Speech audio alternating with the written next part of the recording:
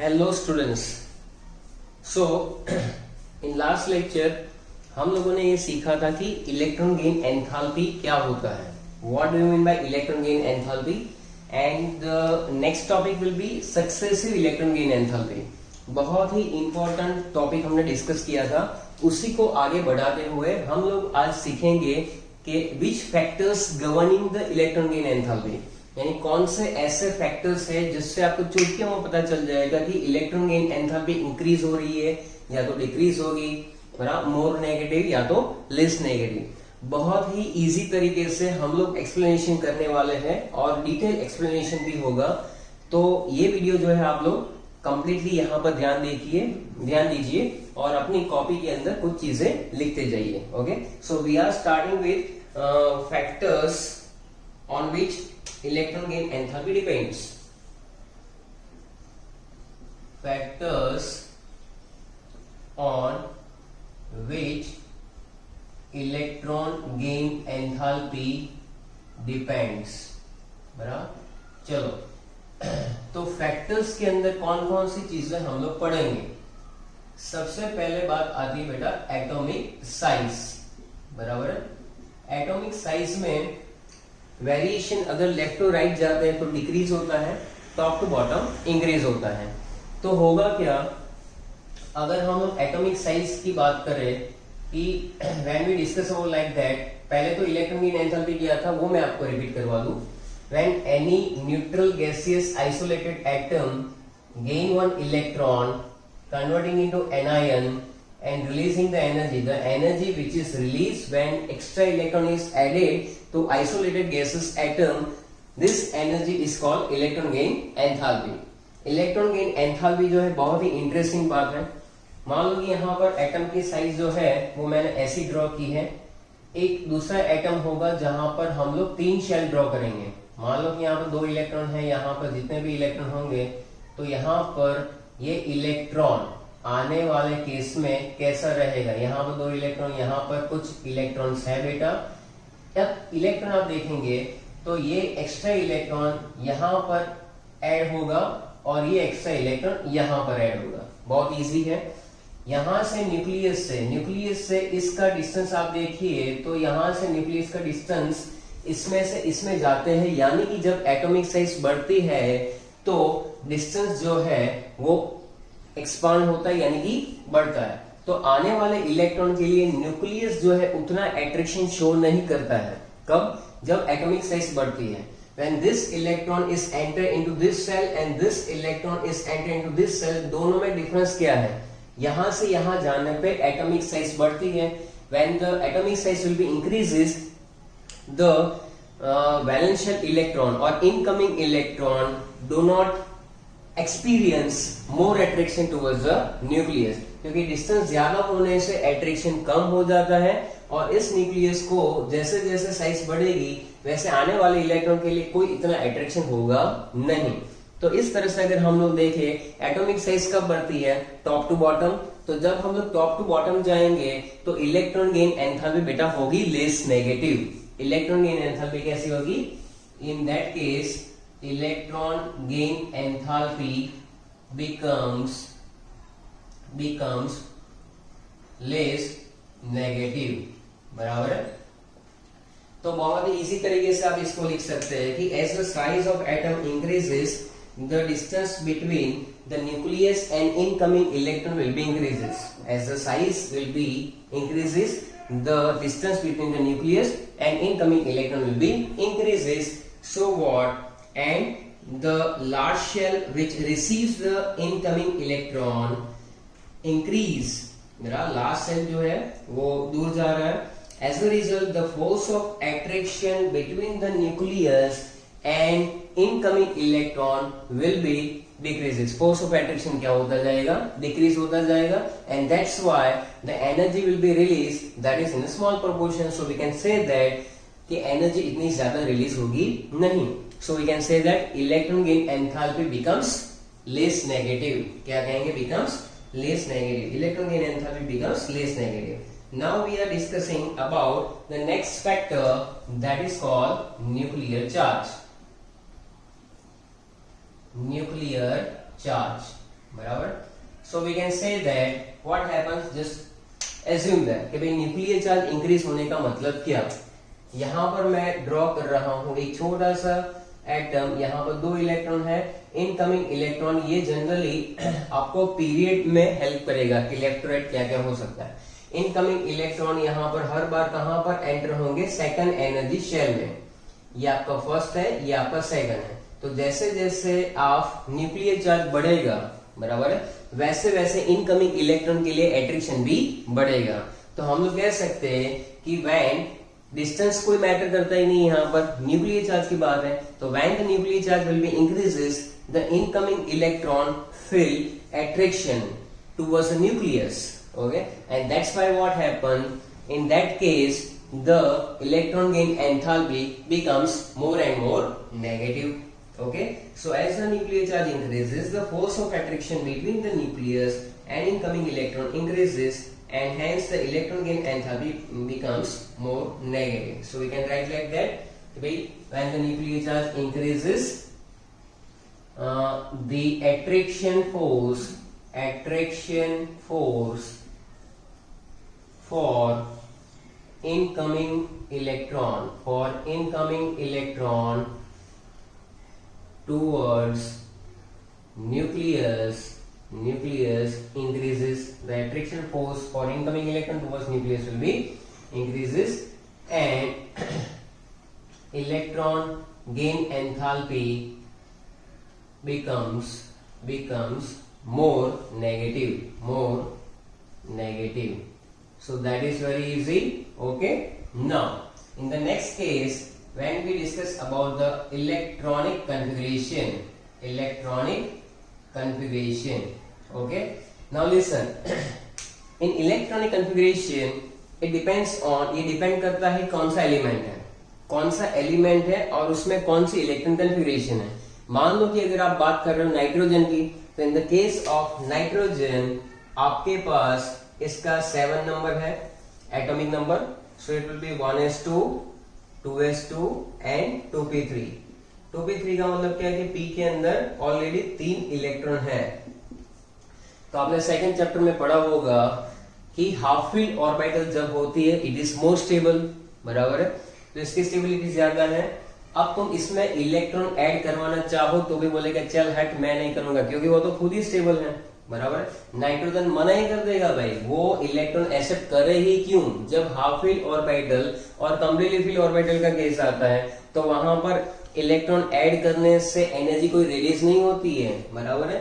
ऐसा तो है नहीं कि हुआ है कि चलो भाई आजा कहीं भी कोई भी एलिमेंट में इलेक्ट्रॉन ऐड हो ही जाएंगे, ऐसा है नहीं।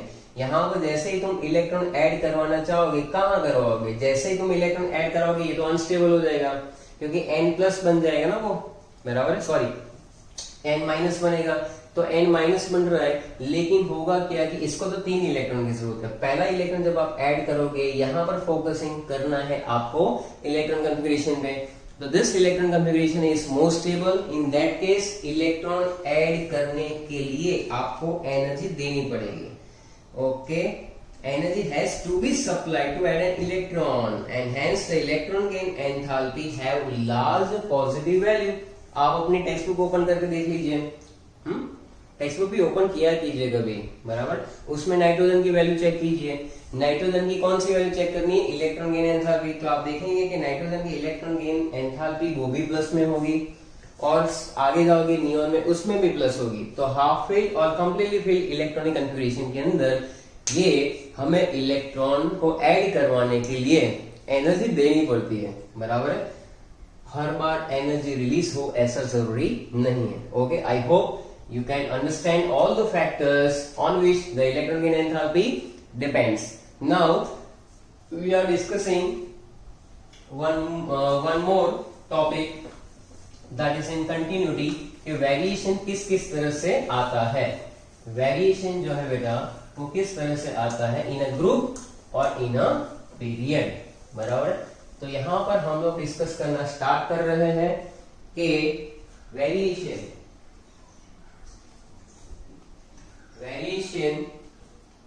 आपका जो इलेक्ट्रॉन गेन एंथैल्पी का है फ्रॉम लेफ्ट टू राइट या फ्रॉम टॉप टू बॉटम क्या रहेगा और क्यों रहेगा। बराबर।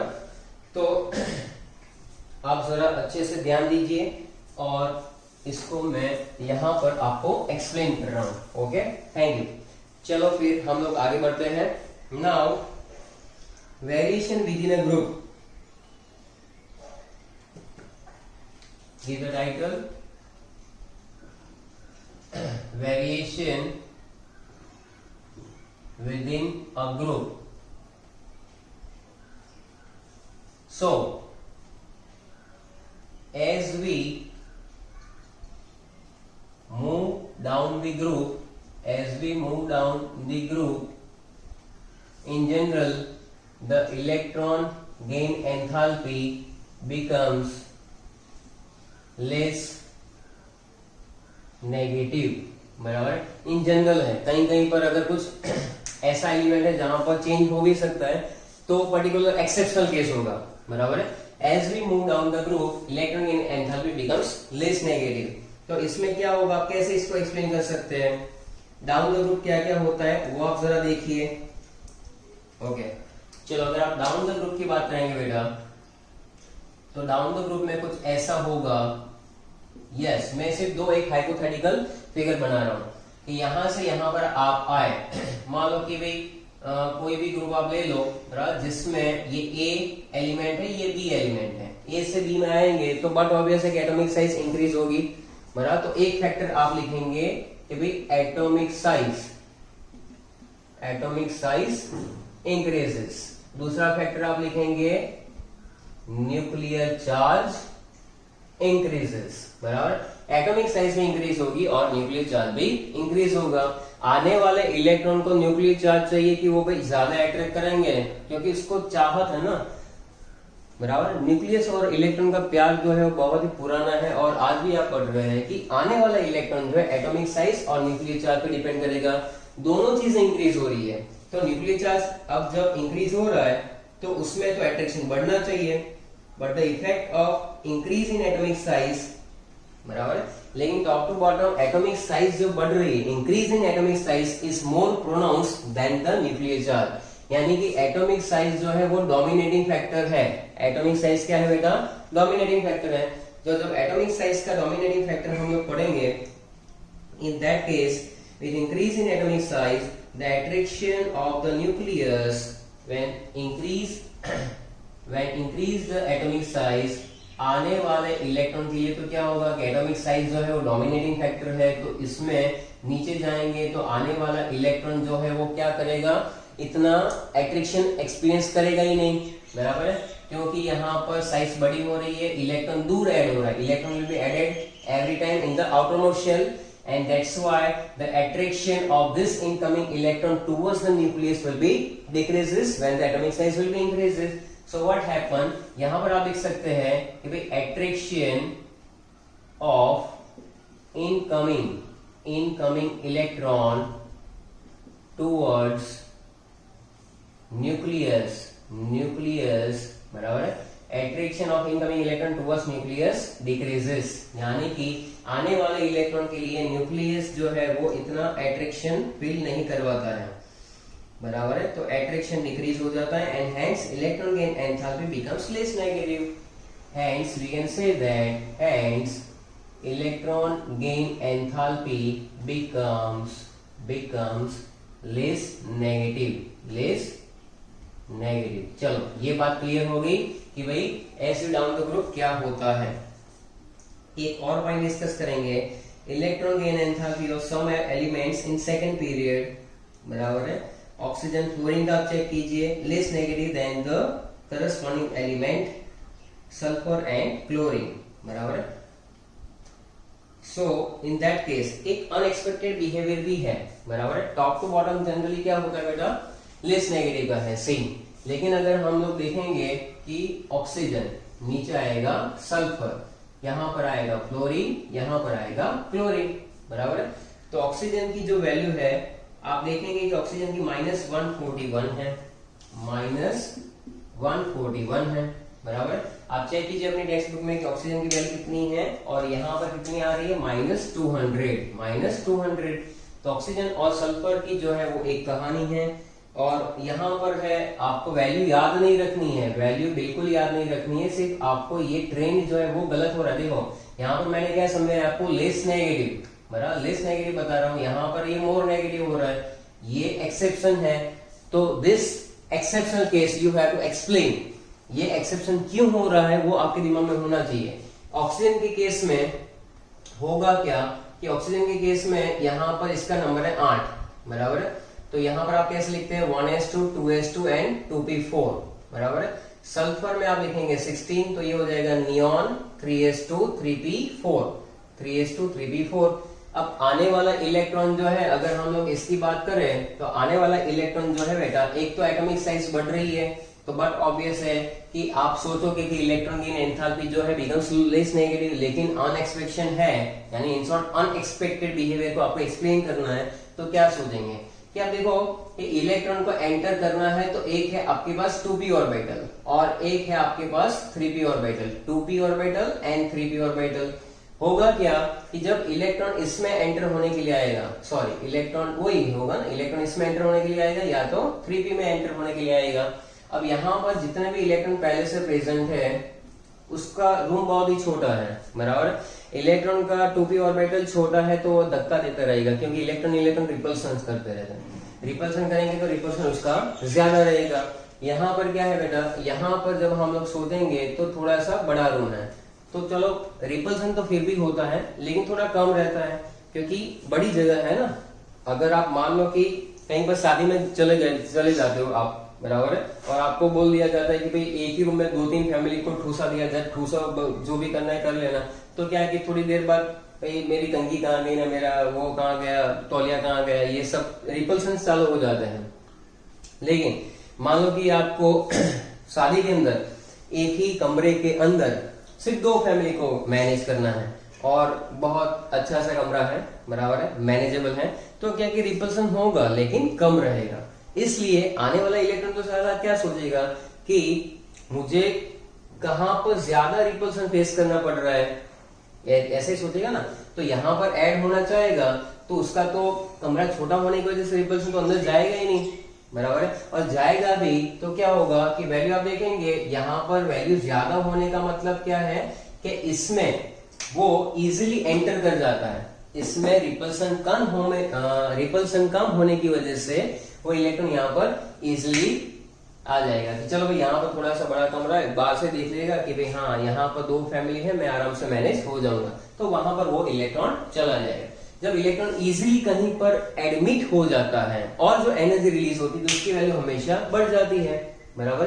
तो आप बोलोगे कि सर इसके नीचे भी तो ऐसा ही होना चाहिए, ऐसा नहीं है। यहाँ पर हर बार आपको देखना है कि एटॉमिक साइज और न्यूक्लियर चार्ज जो है दोनों को बैलेंस करके चलना है, तो ही चीजें समझ में आएगी। जहां पर एक्सेप्शन है वहां पर रीजनिंग है। General tendency top to bottom less negative है।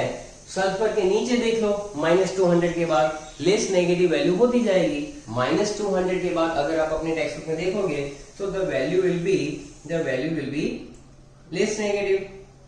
-200 के बाद -195 या -190 या -174 जा रहा है, इट बिकम्स लेस नेगेटिव। तो वहां पर तो मैंने आगे जैसे समझाया कि एटॉमिक साइज बढ़ने से आने वाला इलेक्ट्रॉन इतना एट्रैक्शन फील नहीं कर रहा है, तो उसकी वजह से वही आपको वहां पर जनरल रीजन लिखना है। लेकिन इन दैट केस क्लोरीन और फ्लोरीन में भी ऐसे होगा। फ्लोरीन में इलेक्ट्रॉन कहां पर एंटर होने वाला है, 2p5 हो जाएगा और यहाँ पर 3p5 हो जाएगा, तो 2p5 3p5 में वापस वही चीज आएगी। हाँ जी बेटा जी, तो इसमें कोई अलग सी बातें तो है नहीं, दोनों मैंने बता दिए हैं। लेकिन आने वाले इलेक्ट्रॉन को आपको फोकस करना है कि एक में इलेक्ट्रॉन 2p में एंटर हो रहा है और एक में इलेक्ट्रॉन 3p में एंटर हो रहा है। इसमें easily electron will be added, बराबर है, तो electron will be easily added into 3p orbital rather than 2p because inter-electronic repulsions are more in the case of 2p. So that is the case, you can explain it. So as a result, we can say that कि electron-electron repulsion within the atom itself and hence additional electron not accepted with the same ease as the case with remaining elements, बराबर है। तो ये सारी बातें मैंने आपको समझा दी। चलो अब है वेरिएशन इन अ पीरियड, बराबर। तो वेरिएशन इन अ पीरियड के लिए हम आगे डिस्कस करते हैं बेटा वेरिएशन इन अ पीरियड की बात। चलो तो इसमें आपको 2 पॉइंट लर्न करने थे। एक तो नॉर्मल सा, when we move from top to bottom the value becomes less negative, लेकिन वहां पर एक्सेप्शन जहां पर है वो हमने डिस्कस किया। अब आगे जो हम लोग सीख रहे हैं वो क्या है बेटा जी, तो वहां पर है कि variation along a period, variation along a period. चलो, तो आपको क्या करना है कि पीरियड में किस तरह से वेरिएशन आएगा, बराबर। तो इसमें एक जनरल टेंडेंसी लिख लीजिए कि electron gain enthalpy becomes, electron gain enthalpy becomes more and more negative, more and more negative when we move along a period, बराबर है।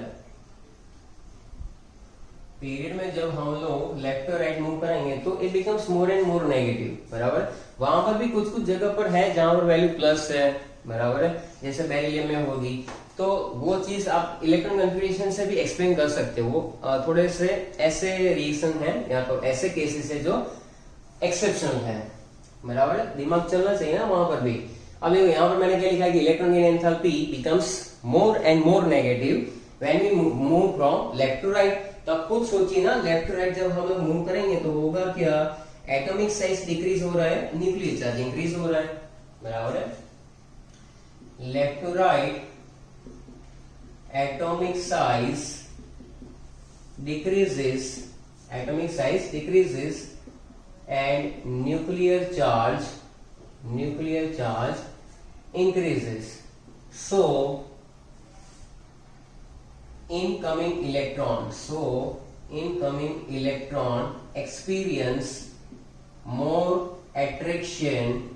देखो साइज डिक्रीज होने से क्या होगा कि न्यूक्लियस और इलेक्ट्रॉन के बीच में डिस्टेंस कम होगा। डिस्टेंस कम होने से होता क्या कि एट्रैक्शन बढ़ता है, experience more attraction towards nucleus, बराबर। एंड दैट्स व्हाई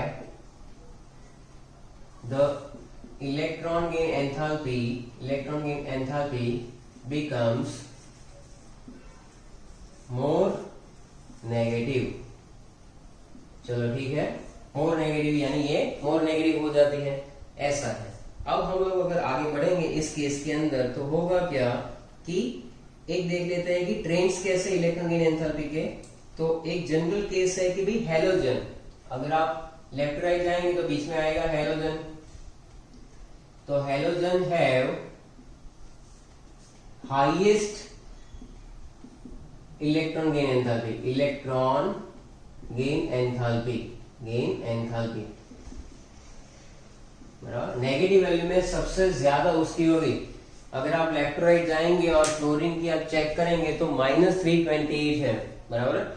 लिथियम से अगर आप स्टार्ट करेंगे तो -60 है ना, +66 है, -83। बट लिथियम जो है बेटा, लिथियम का अगर -60 है तो वहां से जाकर अगर आप फ्लोरीन की चेक करेंगे तो -328 है। तो ये वैल्यू जो है लेफ्ट राइट और मोर नेगेटिव हो रही है, वो तो हमने सीखा। बट हैलोजन जो एलिमेंट है उसकी सबसे ज्यादा मोस्ट नेगेटिव वैल्यू क्यों है? इट इज द रीजन कि आप अगर कोई भी ग्रुप नंबर 17 यानी चलो हैलोजन यानी पहला है ग्रुप नंबर 17, चलो ठीक है।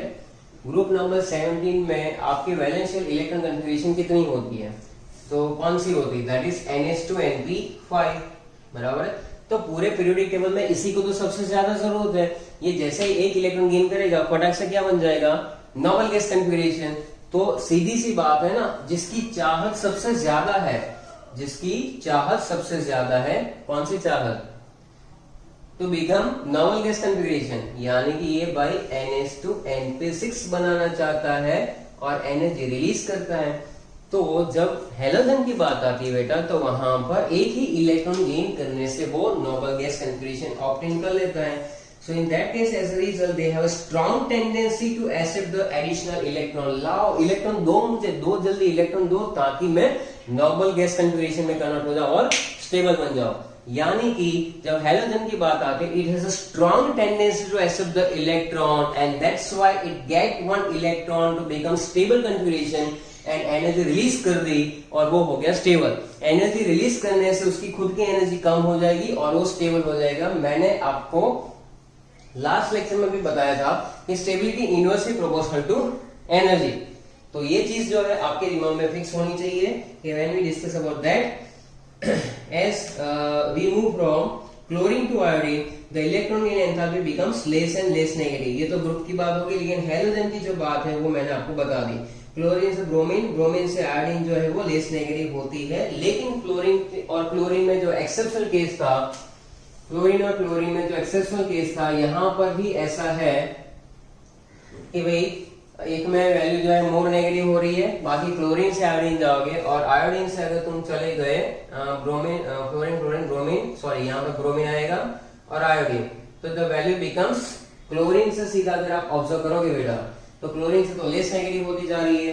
अगर आप ब्रोमीन और उसकी वैल्यू देखो तो -325 एंड -270 के आसपास आ रही है, that it becomes more negative. But here we are focusing on group number 17 having the highest electron gain enthalpy, यानी most negative। यहाँ पर आपको याद रखना है most negative, most negative। चलो तो ये वाला किस्सा जो है वो भी क्लियर हो गया आपका, बराबर है। और एक बात और आएगी यहाँ पर कि electron gain enthalpy of the noble gases, बराबर है।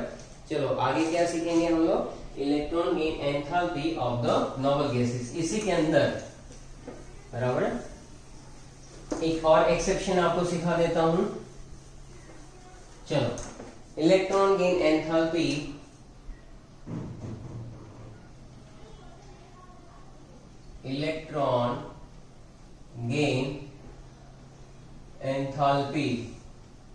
Positive for noble gases. Noble gases के लिए क्यों है ऐसी पॉजिटिव, ये फैक्ट है कि the atoms of this elements have completely filled subshell. आप कोई भी ले लो, आप जैसे कि हीलियम को छोड़ो, नियोन ले लो, 1s2 2s2 2p6। आर्गन अगर ले रहे हो it will be neon 3s2 3p6। So it has stable electron configuration. इसके पास क्या है, स्टेबल इलेक्ट्रॉन कॉन्फ़िगरेशन है। अब स्टेबल इलेक्ट्रॉन कॉन्फ़िगरेशन जहां पर होती है तो as a result no room in their valence orbitals to add an electron, बराबर है। वहां पर रूम ही नहीं है। मान लो कि आप कहीं पर सारे में चले जाते हो, वहां पर ऑलरेडी मेहमान जो है उसकी कैपेसिटी है वो फुल हो गई, एक रूम में 6 बंदे से ज्यादा नहीं आ सकते भाई। तो वहां पर मान लो कि आपने देखा कि 2p 2s2 2p6 ऑक्टेट तो कंप्लीट हो गई, अब कहां पर ठूसोगे वो एडिशनल इलेक्ट्रॉन। एडिशनल इलेक्ट्रॉन देखेगा ना, मैं तो ना जाऊं भाई, इसमें तो मुझे जाना है, तो मैं एनर्जी रिलीज कर ही नहीं सकता हूं।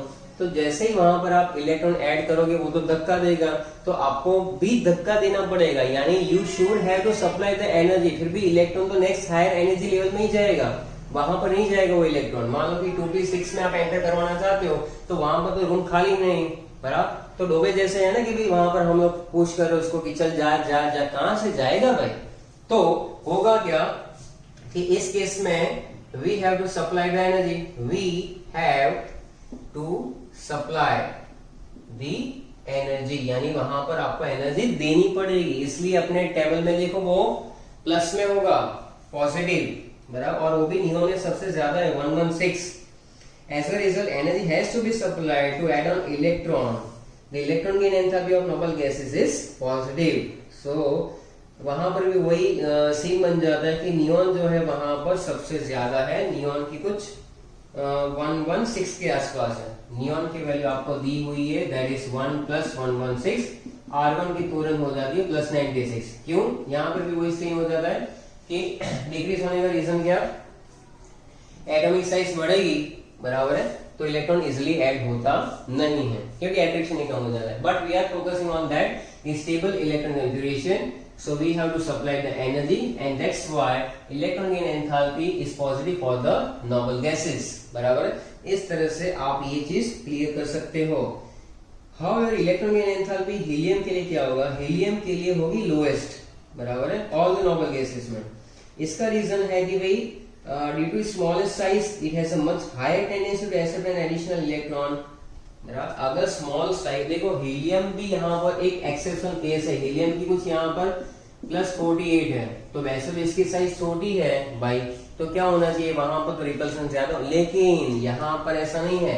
हीलियम की एटॉमिक साइज छोटी होने से होता क्या है कि वहां पर इलेक्ट्रॉन, भले इनकी कंपैरिजन में हमें एनर्जी सप्लाई कम करनी पड़ रही है, देखो यहाँ पर 48 है, तो इसका रीजन क्या है कि एटॉमिक साइज छोटी है, तो स्मॉलेस्ट एटॉमिक साइज होने की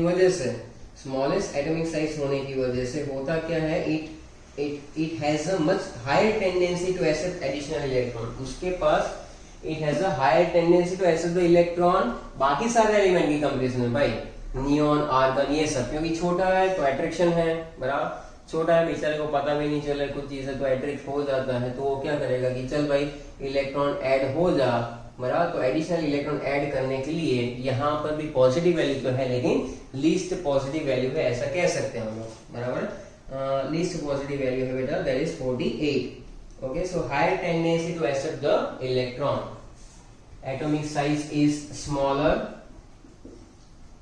and high tendency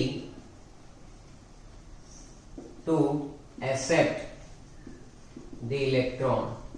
Okay, तो ये आप रीजन में लिख सकते हैं. Okay, I hope you enjoyed a full lecture and you completed whole lecture and you have to read your textbook, make the notes.